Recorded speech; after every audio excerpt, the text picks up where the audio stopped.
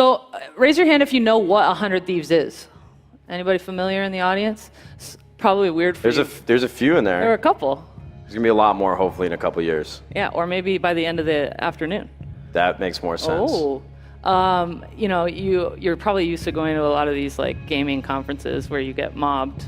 Yeah. Do you feel weird being like unnoticed? No, absolutely not. Well, I promise you I'm not that famous. Probably enjoy it. I definitely have my niche community, but I always enjoy talking about video games and the business that we're in with people that are unaware of what's happening in the gaming industry as a whole. And it's a great opportunity to inform people of just this emerging business that we're trying to build. Yeah. I have a lot to ask Nade, so I wanted to ask you, like, you're an investor in 100 Thieves and a co-owner. What drew you to this business? Well, first, I'm just here for emotional support. Yeah. And I know most of your questions are from Matt. Look, what I was drawn to was we started looking at the space and realizing that the gaming world is, if you take all of music and all of film combined, gaming is bigger. Yep. So we wanted to kind of look at the space and see how we could get in.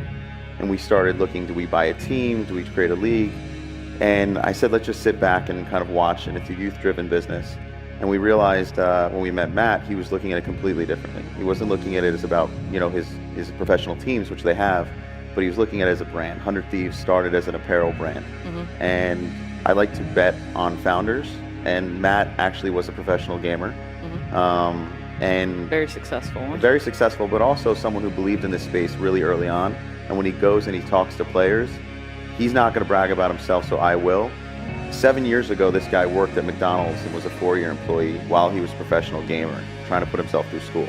7 years later, he's an owner and running this large organization where he pays gamers who actually work in his organization millions of dollars. Yeah. So when you hear a story like that, you see someone who had that kind of drive from the beginning and really has his finger on the pulse of the culture, you make a bet on them. And I've been friends with Matt ever since.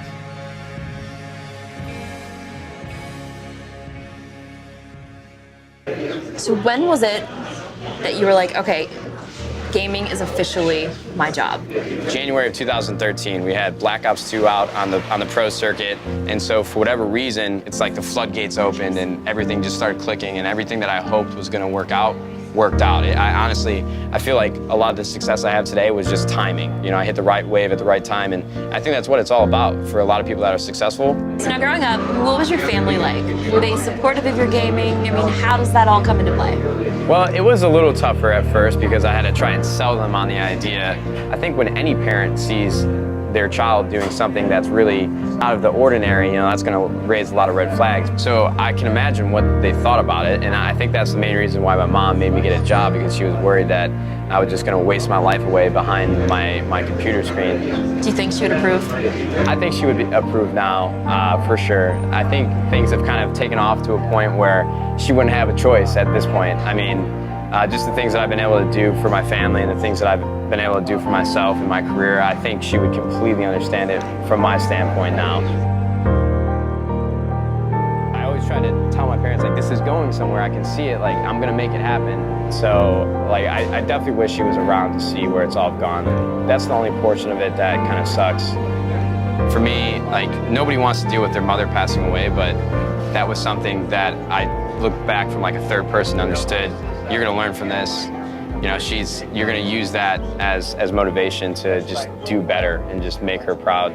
I'm just another guy that loves video games. Meet 22-year-old Matt Haag, a real-life gaming wizard who said he'd speak to us while he was working. For the most part, playing Call of Duty is the bulk of my day. This former burger flipper now joining the ranks of elite athletes, earning a cool $1 million a year, all for answering the Call of Duty. It's got to be your dream gig. Yeah, this is absolutely my dream gig, 100%. Matt Haag, also known as Nadeshot, has risen through the ranks to become one of the most prolific and recognizable players in the history of professional gaming. Should actually go down, he does get it down, but Huddle comes in, cleans him out. Now it's going to be Nadeshot in the 1 versus 2, he's going to jump around the corner, can he connect? Yes he can! 1 versus 1, stays alive, going to get challenged though. Can he pick up the kill? He does! Nadeshot with a huge play there! I'm going to tell your story. You're in college, but you made it very public that you worked at McDonald's. Yeah! For a little while, Nadeshot. You just made $100 grand. How does that feel? I don't want to work at McDonald's anymore. Just try and take yourself out of the moment and play like we're at home. All right? Calm, cool, and collected. How much is it? One is going to win his battle. So Nadeshot, once again, last man alive for his third 1-on-2 situation. Has got that bomb down though. He just needs to defend A. He's going to pick up one. 1v1 pre-fire. Nice. Oh, the pre-fire anticipation. He's nodding his head. He's like, yep, don't worry about it, boys.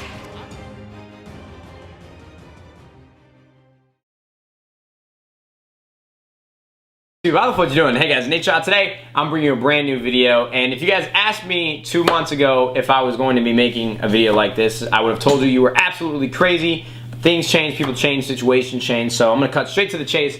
Basically, I am going to be taking a break from competitive Call of Duty, a leave of absence if you will, and the reason why I'm calling it a break or a leave of absence.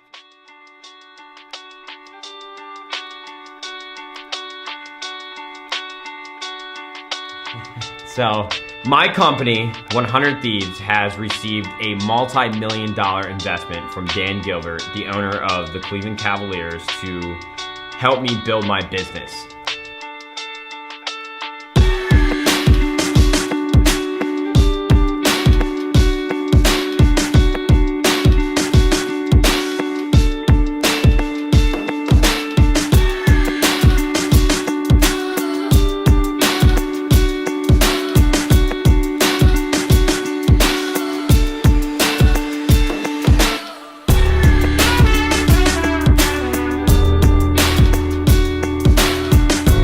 I think you hit the nail on the head.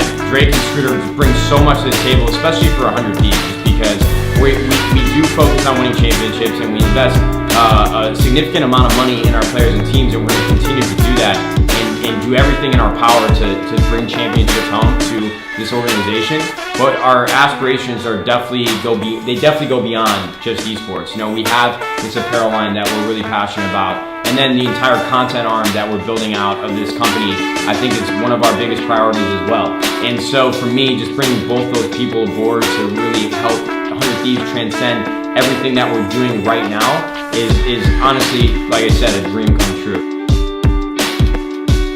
Actually, yeah, you say, because you did a lot of hard work on this. We have raised $35 million from Artist Capital Management. Oh my God, that's a lot of money.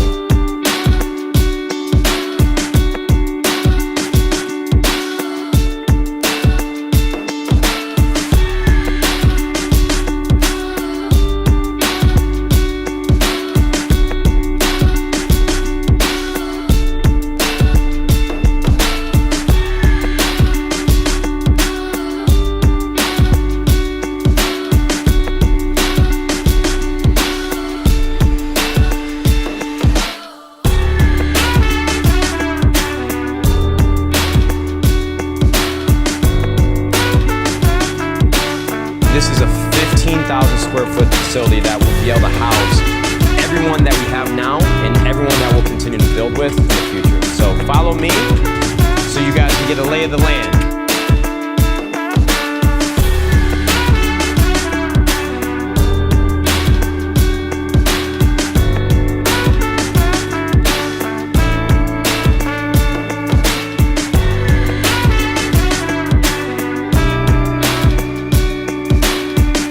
Thank you guys so much for tuning in. I hope you guys have a fantastic day.